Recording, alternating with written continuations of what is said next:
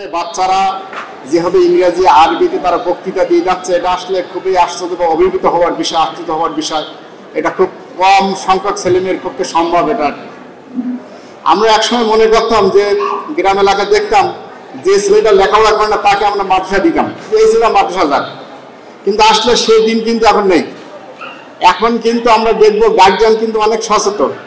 এখন কিন্তু ভালো ছেলেগুলো বা মেয়েগুলো কিন্তু মাদ্রাসা দেওয়া হচ্ছে, কারণ মাদ্রাসা শিক্ষায় এখন কিন্তু ভবিষ্যৎ আছে আমি জানি। কারণ ইতিমধ্যে বর্তমানে আমরা দেখবো মধ্যপ্রাচ্য সহ মালয়েশিয়া, মিশর বিভিন্ন জায়গায় কিন্তু এখন প্রচুর বৃত্তি আছে কিন্তু মাদ্রাসা ছাত্রদের। আমি নিজে কিন্তু মিশরে গেছি, সেখানে কয়েকদিন ছিলাম। আল আজহারের মানে মুসলমানদের একটা প্রাচীন শিক্ষা প্রতিষ্ঠান, সেখানে কিন্তু লেখাপড়া করা খুবই সহজ। এবং এই মাদ্রাসা শিক্ষায় আজকাল সহজ। ঢাকা বিশ্ববিদ্যালয়, রাজশাহী বিশ্ববিদ্যালয়, বিভিন্ন বিশ্ববিদ্যালয় যারা ভর্তি পরীক্ষায় প্রথম স্থানে দিকে তারা কিন্তু সব মাদ্রাসা ছাত্র।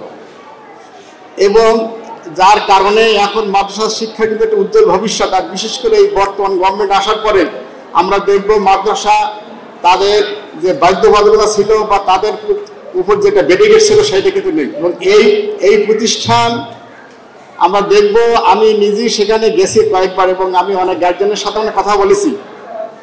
এখানে যে তাদের যে লেখাপড়ার সিস্টেম, এটা আসলে একটা অত্যাধুনিক সিস্টেম। এটা বাংলাদেশে খুব কম প্রতিষ্ঠানে আছে আর কি।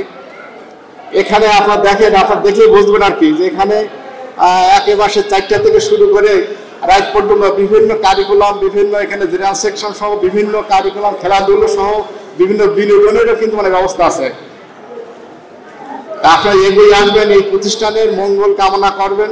কারণ যারা আছেন সাথে সাথে এখানে এই প্রতিষ্ঠানটা, কারণ একটা প্রতিষ্ঠান চালানো কিন্তু বিরাট খরচের ব্যাপার, যেটা আসলে আপনার খরচের একা কিন্তু যে বাচ্চারা ভর্তি তাদের পক্ষে সম্ভব না।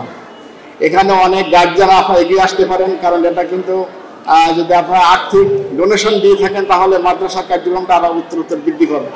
যেসব গার্জিয়ান আছে, গার্জিয়ানরা আর যদি নামাজ রোজা না করেন তাহলে আপনার ছেলে হেফজ পড়ে মাদ্রাসা পড়ে কিন্তু লাভ নেই। আপনার বাচ্চা যে দেখবে আমার বাবা মা যে নামাজ পড়ে না, তাহলে ছেলে তার ভিতরে একটা অন্য মানুষকে ভাব আসবে। এই জন্য যাদের বাচ্চারা এই মাদ্রাসা দিয়েছেন আমি অনুরোধ করবো সেই বাবা মারা তারা ঠিকমতো নামাজ রোজা এগুলো করবেন আর কি।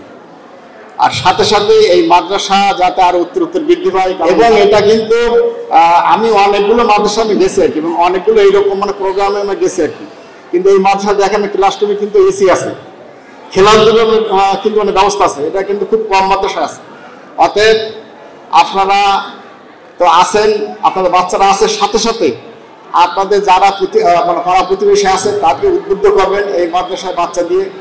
আমি অনেককে বলেছি এই মাদ্রাসায় ভর্তি হওয়ার জন্য আর কি, কারণ এই মাদ্রাসা আপনাদের উপরে, মাদ্রাসার আরো দিন দিন উত্তর কলেবার বৃদ্ধি হবে, গৌরব সম্মান বৃদ্ধি হবে।